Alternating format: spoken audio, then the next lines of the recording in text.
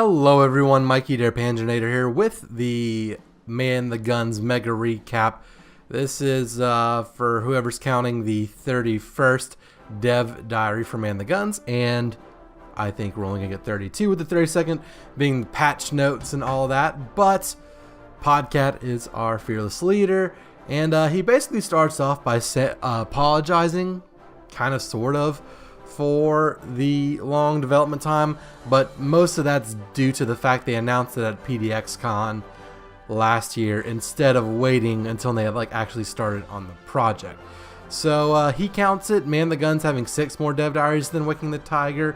I haven't been doing these dev diary videos for that long, so I can't tell you.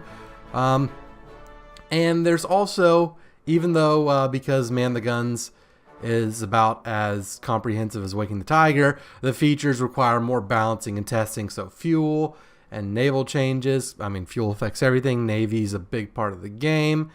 And, well, you know, it's kind of a curse and a blessing. Paradox is so forthcoming and open with their development cycle and fan interaction that they let us know about it, but also, you know, when things take longer, it can come back and bite them. But it is time to get started, so buckle up everybody. We've got a lot to cover. There's a lot of scrolling for me to do. First up, the USA focus tree. This has been substantially reworked and giving more interesting gameplay in both historical and ahistorical play. There's a map of the best country in the history of the world ever. Don't at me, bros. There was also a new Congress mechanic which forces you to cut deals and gain the necessary support to push through critical legislation. War plans now allow you to prepare for conflict with other nations instead of giving you war goals, and America can opt to become more involved in world affairs early and might intervene in a war sooner at the cost of higher political cost for mobilization. So here's a little Congress screen and decisions. It's not exactly how American politics works, but it's good enough for a video game, and honestly, it'd probably be a little bit easier to get things done if things worked like this. This isn't political commentary, this is going over features.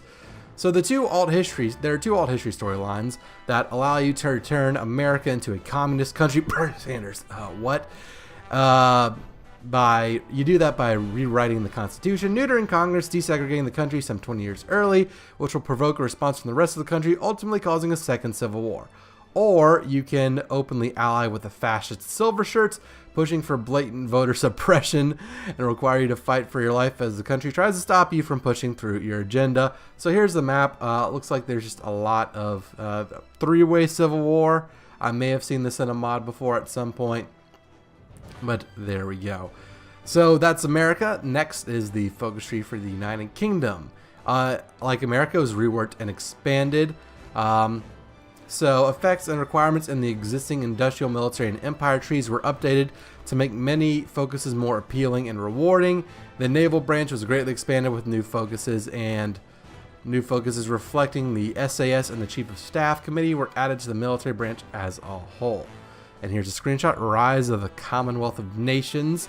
And this is one of the new paths that was added. You know, there's several paths added for a variety of alternate historical timelines. Rather than focusing on the empire as your only option, it is now possible to obtain short-term rewards and long-term allies, or simply drastically alter the geography of the war by decolonizing. Should you decide not to decolonize, you can now also substitute the concept of home rule by pursuing the Imperial Federation, integrating the various dominions into your nation, including giving cores, which is very nice. A secondary democratic path was also added as an alternative to appeasement, taking the initiative by pursuing a war with the upstart dictatorship before they grow too strong. So here we see a clip of it. Steady as she goes. Global defense, you know, all of the no further appeasement stuff on the left. I think that's Churchill doing this thing earlier. And then home defense is, you know, we've seen this Scandinavian and Benelux intervention. We remember those, but, you know, some good choices for you. Furthermore, it is possible to establish a royal dictatorship by refusing to abdicate in the abdication crisis, to use black shirt marches to spread popularity for Mosley's British Union of Fascists, or to petition the trade unions for aid and rearmament by acceding to their demands and thereby slowly succumb to communism. So here's the alt history stuff, the King's Party, the Black King's Party, which is, you know, the abdication thing, organize the black shirts, which is fascism, and concessions to the trade unions, which is communism. Another focus tree, one that's brand new, is Mexico. And, well, Mexico faces problems of economic instability and political reform, which take priority for the revolutionaries of Lázaro Cárdenas. Foreign oil companies are draining the wealth of the nation. Regional governors and renegade army generals defy the authority of the central government, and idealistic promises made by the ruling party to its base of support amongst workers and peasants must be reconciled with the reality of power. So here we have Plutarco E. Callus and all of his stuff, enforced the Callus Law. I said Callus Law like coleslaw. I'm sorry. It's a lot to read. Anyways, if Mexico can overcome her internal problems, she's in an excellent position to bargain with the great powers of the world for a place at any conference table, or she can reject the cynical imperialist, instead seeking to rally the long-suffering peripheral nations of Latin America to become a great power in her own right. So, here's the focus tree, all the civil wars you're trying to avoid and all the different things you can do.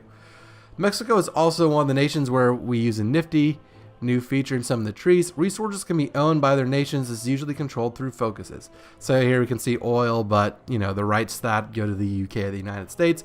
Mexico, back to the national focus stuff, does have some interesting alt history stuff with the Trotsky communist path being the one that sticks out the most. And fourth and finally for focus trees, the Netherlands. It was designed from the ground up by Bratton, who's a developer from the Netherlands. And it heavily features the challenges of the Dutch government were faced at this time: the Great Depression, the weak government, aloof neutrality, and above all, paralyzing pacifism. So like no manpower whatsoever. And you have a bunch of cool decisions like flooding and all of this stuff.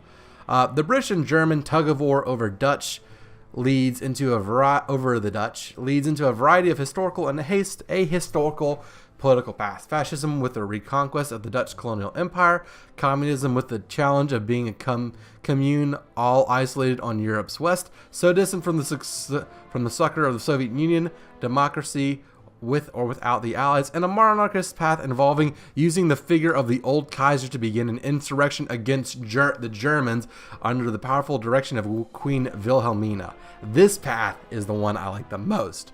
You can have a Kaiserate game without starting as Germany. It's great. You can, be the Dutch and buddy up with a good old Willie II. And here we see all the different paths. The only man in the Dutch government is a great focus name, and, all of this stuff. If invasion finds you unprepared, fight on as a government in exile with the aid of various focuses in the trees, or relocate the entire government to the East Indies as historically contemplated, or build up the mainland into an industrial powerhouse without equal for the country's size, at risk of losing everything if things go sour. So next up we have Admiral traits and skills. More, we're moving on from the focuses to other features. Admirals now have personal traits similar to generals. However, unlike generals, admirals can further specialize in an area of naval warfare with assignable traits depending on each other. Much like generals, the first trait needs to be earned through performing certain tasks before you can assign further traits, with one additional trait slot unlocking per level. So, Sea Wolf is a submarine thing, Blockade Runner, Fleet Protector, a bunch of interesting things. And even, some of the terrain stuff, cold water, inshore, blue water, green water, all good stuff.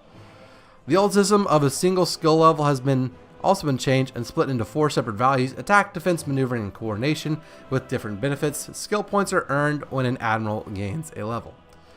Next up, we have the ship designer, which the way you upgrade and research ships has been fundamentally changed. Instead of getting a ship with fixed stats, you now research ship hulls and ship modules, which you combine to make ships for the task you need them to perform.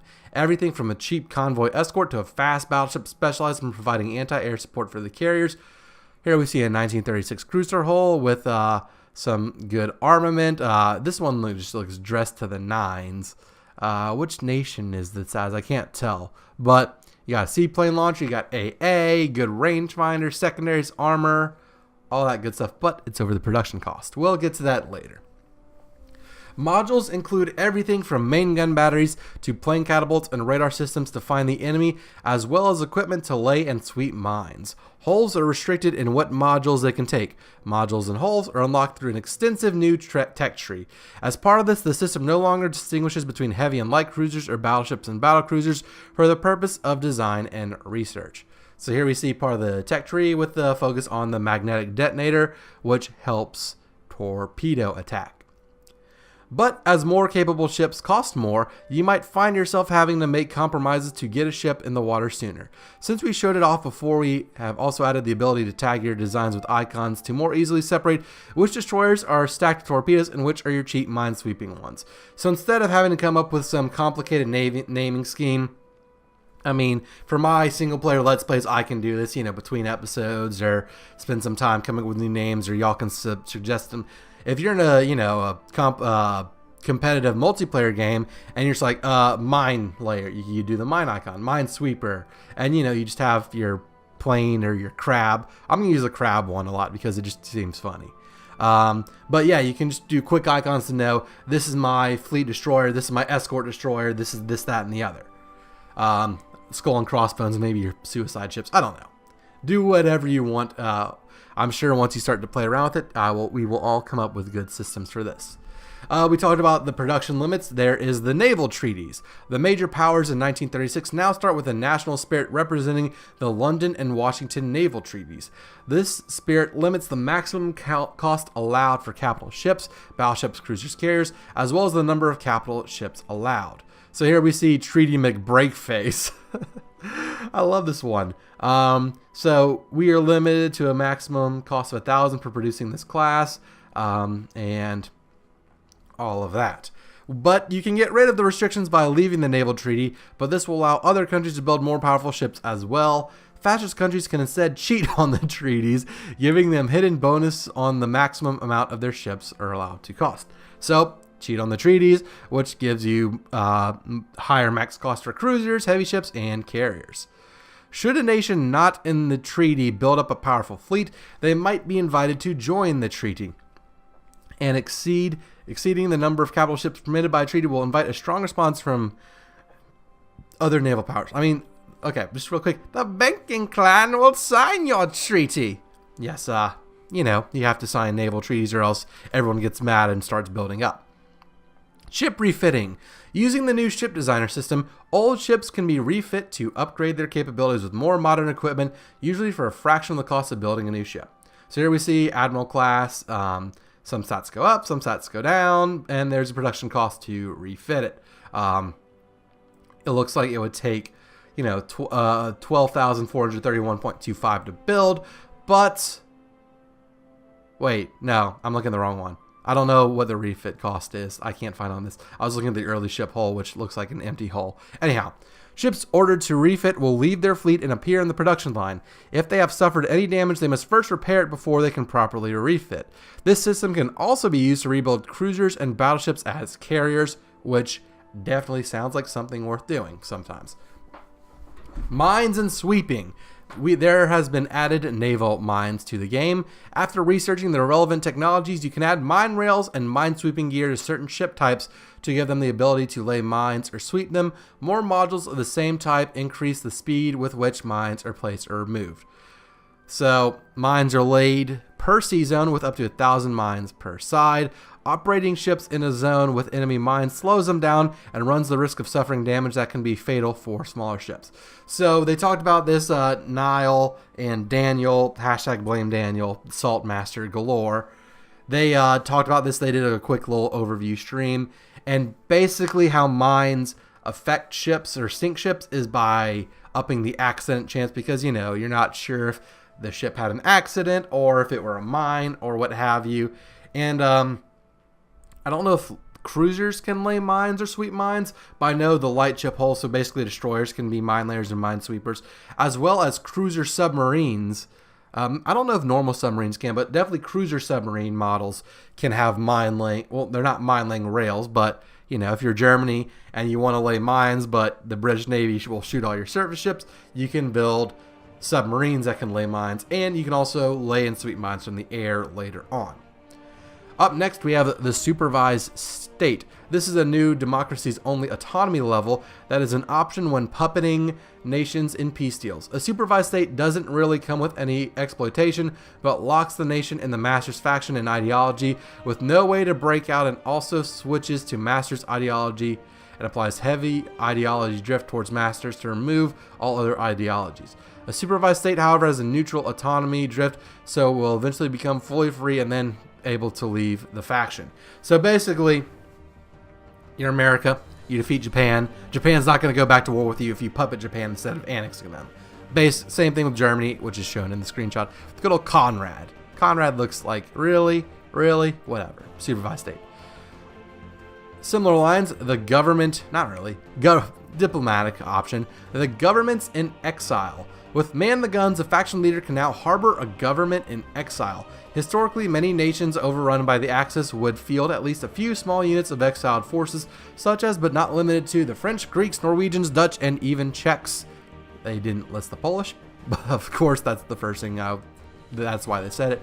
But these serve not only in the Army, but also in the Air Force and the Navy. The most well-known, however, are probably the Polish. Oh, there we go.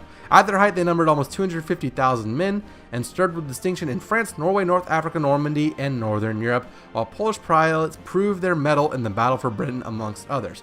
So here we see good old peace in our time, Neville Chamberlain, and the governments in exiles. You got Poland, Switzerland, and the Netherlands. The main focus of this feature is to give extra power to democracies, and that nations who are conquered by, say, Germany will be able to function from a host nation and lend their strength to them. Each government in exile has a certain amount of legitimacy, essentially how acknowledged they are by governments in the world as a legitimate government. The higher the legitimacy, the more advantages you will get from governments in exile. And I think you get legitimacy by how much of a fight you put up, and colonies might affect this and all that. So we see Polish exile leader offer services, and you can get a general. So your fight is not over yet. Playing in exile is also possible, and we think will be more popular in multiplayer than single player because you're limiting yourself quite a bit. But for those who like a challenge, we wanted to make sure it was possible and give you some of these advantages as well. Because some exiles will have no land at all, you will likely need to depend on the master for a lend-lease of equipment to arm your divisions with. If you're totally landless, you'll be getting a trickle of manpower based on your legitimacy as well. Poland is likely in this position, while Netherlands or France wouldn't necessarily be. Exiled nations can keep track of their legitimacy from their country screen. So here we see exiled government legitimacy of 50, and you get some bonuses and all of that. And you get bonuses in your homeland. So whenever you're helping the British or the Americans reconquer, liberate your homeland, you get extra attack and defense. And so there we go. So yeah, not only that, but you also get attack and defense over the country that capitulated to you. Next section we have is Amphibious Vehicles. It is now possible to research amphibious versions of tanks and mechanized equipment. These need to be produced in order to equip new battalions, which count against the Special Forces limit. These battalions have amphibious attack values similar to regular Marines, while otherwise share values with their parent type. They do, however, cost more to produce than the non-amphibious versions and consume more fuel, making them less useful as a general unit and more useful for cracking heavily defended beaches, aka the Pacific War. Here we have the British, the Schwimmpanzer, the mini Japanese boat, the Soviet, are you sure this is a floating tank? And one of my favorites, the LVT Alligator. I love it. Also, we have docking rights. A new diplomatic option allows you to request docking rights from a country. This is a lot like a lesser version of military access, which in this case only allows ships to dock in that country. More useful is perhaps the fact that any repairs of damaged ships taking place in another country have to be paid for by the host. So basically, I think what that means is in this example, Portugal grants Britain docking rights. If the British dock in Portugal, the Portuguese have to fix the British ships. I don't know how you make this work. Like, say if you're in a multiplayer situation and I'm playing as Brazil, if I give you docking rights, can I just say, I don't want to repair your ship, so I'm just going to leave it at the bottom of the queue? I don't know how that's going to work out. We shall see shortly, in a few days. Naval access. You can now declare certain sea zones as either restricted or blocked. When moving across the sea and planning convoy routes, the pathfinding algorithm will try to avoid zones marked as restricted, but will move through them if it is the only option to reach the goal. It will always respect zones marked as blocked and not move through them. So Germany, aka don't go near the British Isles, please. That's there you go. So, you know, here we see the British blocking off the North Sea to send troops to help with Norway. Another feature is request expeditionaries. The allies are made up of many nations. Coordinating them can be difficult. To help with this, Man the Guns adds the ability to request expeditionary forces from multiple nations directly when organizing your forces. So, you know, you want to do D-Day, and you can't really tell the AI, hey, let's do D-Day. I mean, unless you're in multiplayer, and even that coordination isn't that great. So you can be like, hey, boys, give me some troops, and they will do that. This also works without forces of your own, so if the AI has some you don't, you can still ask them to direct them in an area. So here we see Montgomery and another general, and there's a little button with the request expeditionary forces button. The little globe and the banner and the cross rifles. Take faction ownership. Faction leadership is no longer permanently fixed. A country that is significantly stronger than the current faction leader, both in military and economic strength, can pay 200 political power to take over control of the faction. And here we go. And it's also blocked someone else from taking leadership for the next 180 days. Another feature is Pride of the Fleet. You can now designate a capital ship as the Pride of the Fleet, giving you 5% war support, and also reduces the chance that the ship suffers a critical hit by 50%, while also gaining experience faster. Losing the Pride of the Fleet gives a temporary penalty to war support. So here we see the Admiral Scheer for the Germans, which is a Deutschland class. Many countries already have ships designated as Pride of the Fleet. Changing the designation costs political power. There you go. Next up is fuel. Fuel is a new resource used by pretty much everything with an engine. We got 2 dev diaries covering it, so check out the first and the second, the more recent one. I will have the link to this mega dev diary in the description, and if you read through it, they link all the relevant dev diaries all the way through, so not just here. But here we see the fuel stockpile menu and, you know, over 12 months, and then also the fuel prioritization screen where you can, you know, prioritize where you want your fuel to go to. Fuel can also be stockpiled in your nation and in special silo buildings, and is required to efficiently run your Air Force fleets, tanks, and trucks. It is created from oil or from synthetic refineries. So here we see a trade screen. We have 150 units of oil for use, active fuel consumption, potential fuel consumption, all of that stuff. Now that there's an extra resource as a trade-off, okay, wait, before we get on to that, so one of the things that increases your fuel capacity is infrastructure. Obviously, infrastructure doesn't add as much capacity as silos, but infrastructure also provides other benefits and doesn't take up a building slot that you can use for actual factories, refineries, nuclear sites, rocket sites, all of that. Now that there's an extra resource as a trade-off, we have added motorized artillery, anti-aircraft, and anti-tank to the game as an option if you can afford the fuel. So instead of having to research self-propelled guns, tank destroyers, flak panzers, all of that, you can just have your trucks, you know, pull the artillery pieces for you. Fuel will also be a learning process for the people of Man the Guns, and will impact many things in the build or order you may have gotten used to. And this prompted us to do a whole slew of AI improvements so it can deal with the situation. The tooltip in the top bar is going to be a good guide on starting out. I don't know if did I save that one? I might not save that image. I'm gonna save that image just to make sure it goes in the dev diary. If small, sneaking around. Next up, wow, we've been going for a while. We still got a lot to cover though. New Naval Combat, a completely redone naval combat system, and here we see the Battle of the South China Sea with the split zones, and we'll talk about that now. The field is now split into ranges and roles, which allow us to better capture the impact of these. Things like positioning and screening are abstracted into real values. You get an overview of the types of firepower your fleet has, all with different rules. There's also a spotting phase on the map before combat begins. We've spent a lot of effort to make sure submarines the most potent they have ever been in a Hearts of Iron game. Here we see a bunch of ships and the combat bar on the main map. Next up, we have task forces and new user interface. fleets are now organized into smaller task forces controlled by an admiral. We have tried to make the interface match closer to land warfare. You can now organize naval theaters to help keep track of your forces, and here we see that with the British and their, all their fleets. Task forces can also have saved compositions which help with automatically reinforcing them. The system lets you tag ship designs so you can make sure your regular screening vessels do not get mixed with, say, mine layers in a task force.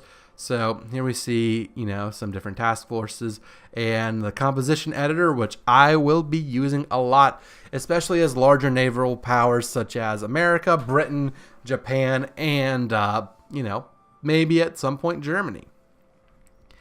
Now we have, next up is new naval missions. To go with the rework of naval combat and the addition of fuel, there have been some changes to naval missions, and here we have spotting and patrol forces and all of that. Search and destroy has been replaced by strike force. This orders a task force to move to a naval base close to the assigned area of operations and wait until an enemy is spotted in their zone of responsibility. This saves fuel as the big ships with lots of firepower are not at sea at all times. A long requested feature is the invasion support mission, which orders a task force to first escort an invasion convoy against attack, then provide gunfire support as the units operate near the coast. And here we see the mission selector screen. Hopefully this helps, because I've had situations as the UK or Germany trying to invade the other one where it says it'll just go through the North Sea, but instead the pathfinding goes out of the sea zones you have protected, and my invasion force has gotten sunk. So there we go. Mine warfare is also conducted through the new naval missions to lay and sweep mines. At higher tech levels, these are also available to aircraft, although are less efficient, but it's a lot harder to shoot down an airplane. Well, airplanes are a lot cheaper than ships. It's easier to shoot down airplanes. Anyhow, moving on. Naval and air training. It is now possible to train your ships and air wings to the cost of fuel and the occasional accident. It is a great way to get some XP for speeding up doctrine and to do changes in peacetime. So there you go. You see experience level and all of that. Of course, this eats fuel, so, countries with lots of fuel can exercise a lot more than countries without fuel. Cough, cough, Japan. Next up, we have new ship production and names. There have been changes to ship production for more historical results, where it's comparatively harder to rebuild a capital force. Capital ships can now have a maximum of 5 dockyards assigned, while other ships have a limit of 10, and convoys have no special upper limit. And here we see names Bodie McBoatface and William Wallace and all that. Together with this, it is now possible to name ships while already in the production queue. Super useful, because this is usually when you have the most time. There we go. New ship repair. Ships no longer automatically repair at no cost. Instead, you will now need to assign naval dockyards to repair them. Damaged ships head to the nearest naval base for repairs. The amount of naval dockyards that can be assigned to repair ships in a naval base depends on the level of the naval base. If naval base is overloaded, you can order ships to move to a different naval base to get them repaired faster. So you're going to want to build up your level 10 ports, or if you're Germany operating your U-boats out of Brittany, you're going to want to build those up, because repairing and all of that. There we go. Repairing ships does not cost resources. There you go. It just takes production. Naval Terrain. Not all sea zones are created equal anymore. Depending on geography, every sea zone was assigned 1 of 4 terrain types: deep ocean, shallow sea, fjord, and archipelago, regular ocean. Each terrain type benefits different ship types, so more islands and all that benefits smaller ships. Open oceans and all of that benefits submarines and capital ships. Beyond the terrain types, we have also added temporary modifiers in certain sea zones, like ice flows in Arctic seas and sharks in the tropics. USS Indianapolis flashbacks. Bad times. Another feature being added is boosting tech with XP. It is now possible to spend XP on certain technologies to speed up research. All doctrine research now benefits from experience, in that you can choose to spend 100 XP of the relevant field to gain 100% research speed boost, thus cutting research time in half. Doctrine research time has been adjusted up to compensate, giving countries that go to war early and fight hard an early advantage to doctrine research. And another one that they have an example of the screenshot here is a depth charge thrower. So the more your navies fight, the more your navy's like, hey, maybe if we like threw the depth charge far away from our ship instead of having to sail over the submarine, maybe we could sink submarines better. You never know. Another feature being added is rating impact. To make rating more impactful and hard to ignore, no matter how strong your production capacity is, there's now a new strategic effect that lowers war support of nations subject to convoy rating, which means you need to protect your convoy routes even if you have a stockpile of convoys. So here we see America's top hat, Canada. I think this was from a dev diary where their war support is being negatively affected because Germany is affecting the convoys. And also we have the screenshot of the ship design for the cruiser submarines that can lay mines, and also spotter planes. I still don't know if we can make the I-400 Japanese carrier type submarines that can launch a few airplanes. Hopefully that's an option, especially for Japan, but we will find out in a few days. Another feature, moving on, is on-map decisions. Creating the Black Shirt March decisions for the UK made us realize that a huge list of decisions often becomes cluttered and messy. In addition, often you care about where a decision has its effect, and so the map location could solve both issues. On-map decisions are now a thing, both reducing decision list clutter and also providing the player with immediate information of where the decision has its effect. So here we see the Black Shirt Marches and the cost and all of that. Also, you can now cancel national focuses. To cut down on misclick frustration, there has been an ability to manually cancel focuses. Doing so will reimburse you up to 10 days of accumulated focus progress, but no more than this, so planning ahead still pays off. So really, this is going to be most useful for misclicks, right? As I said. Then another feature is gameplay rules. They've added a large amount of options to further customize your gameplay experience and make organizing multiplayer sessions easier. These options take the form of rules which allow you to change or block how certain mechanics work. For example, you can restrict war goal generation to certain minimum world tension, lock fort levels to a certain value, or decide whether paradrops are allowed or not. This system also allows you to set the AI paths a country should take individually, allowing you to create custom scenarios very easily. So here we see all the ones and all their different things. Map modes. They are adding several new map modes which allow you to configure which ones you have quick access to, very much like EU4. So just running through them: state, supply, resistance, resources, diplomacy, factions, players, infrastructure, which is going to be nice, population, which is going to be nice, ideology, and terrain. So here we see, I think they have terrain. Yeah, they have terrain selected here, so you can see forest and all of that. Achievements. 21 new achievements were added, focusing on the new focus trees and the various new mechanics that were added to man the guns. In addition, we adjusted some of the more grindy Waking the Tiger achievements, Battlecry and Awaken Angry, to no longer require ownership of the various European enclaves, Guangzhou, Macau, and Hong Kong, which would hopefully make those more humane to achieve.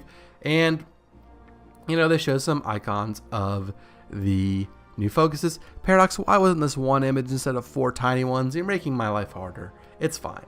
It's making my life better because this new DLC is going to be fantastic. Oh boy, here we go. I'm about to be an auctioneer here. New country tags. 70 new releasable tags were added to the game to enable decolonization as required for the new British focus tree. They decided not to make do with only adding British colonies, but instead added a wide variety, the key component of which is a fully releasable Africa. To accommodate the new tags, a variety of map changes were made with over 20 new states and nearly 10 new provinces added to the game, with vastly greater amounts of adjustment to other state and province borders. In addition, minor victory points were added to releasable tags to ensure every nation would have a capital, and a variety of other victory point adjustments were made to the following regions of Greece, Turkey, Portugal, Mexico, Poland, Czechoslovakia, European Russia, Spain, France, America, Germany, Italy, China, and Siberia. Here we see a map of a fully decolonized Africa. Here we go. Buckle up, boys. The boys and girls. Not many girls watch these videos. If you're a girl and you watch the video, let me know. The full list of new tags is as follows. Kazakhstan, Uzbekistan, Tajikistan, Kyrgyzstan, Turkmenistan, Bangladesh, Sri Lanka, Burma, Papua New Guinea, Maldives, Fiji, Melanesia, Kuwait, Qatar, United Arab Emirates, Cyprus, Belize, Jamaica, Bahamas, Puerto Rico, Guadalupe, Trinidad and Tobago, Guyana, Suriname, Curacao, British Antilles, French Guiana, Morocco, Algeria, Tunisia, Sudan, Eritrea, Djibouti, Somalia, Uganda, Rwanda, Burundi, Tanzania, Malawi, Zambia, Republic of the Congo, Gabon, Equatorial Guinea, Cameroon, Central African Republic, Chad, Nigeria, Niger, Dahomey, Togo, Upper Volta, Ghana, Cote d'Ivoire, Mali, Sierra Leone, Guinea, Guinea-Bissau, Senegal, the Gambia, Mauritania, Namibia, Western Sahara, or Sahari Arab Democratic Republic, Malta, Moldova, Scotland, Wales, Northern Ireland, Slovenia, Bosnia, and Macedonia. Lord have mercy. Unit models and art. We have added many new ship models for units for the new nations, including Man of the Guns, and of course there's a lot of 2D content. So here, United Kingdom 3D ships, including the Nelson and all of that. A bunch of new portraits, including Wilhelmina, a bunch of the Mexicans, and all of that. And then Man the Guns will have 4 new music tracks. Oh, we're almost to the end. We're almost there, boys and girls. If only I could have the music for this video, but nonetheless. There are 4 new tracks. A general democratic song appropriate for the United Kingdom and America, which is quite upbeat. A communist America song that takes a lot of inspiration from Soviet propaganda and folk music, even set to the vibe. He personally loves this one. These are probably the songs Bernie Sanders was singing shirtless in the Soviet Union on his honeymoon.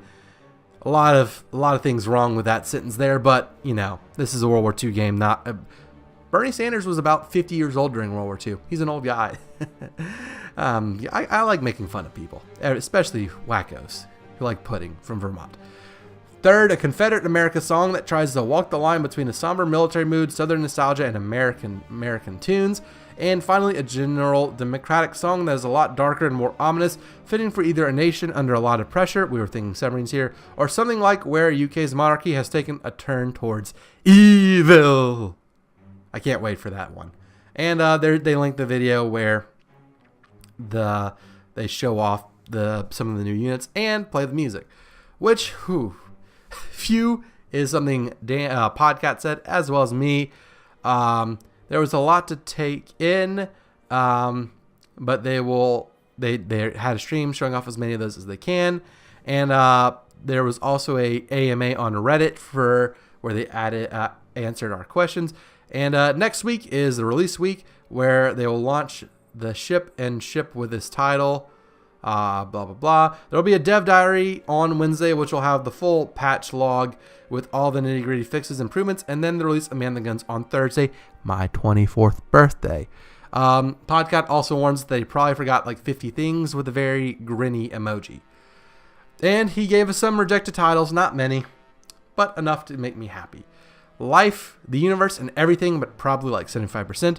And then I had to stop playing my Netherlands in multiplayer to have time to finish this. And I bet Braden has ripped it to pieces now, so you only get 2, so I can get back on that. Let's hope my sub fleet is still doing okay. Whew, that was a lot to get through. It's been a long time coming. Happy birthday to me. This is going to be a fantastic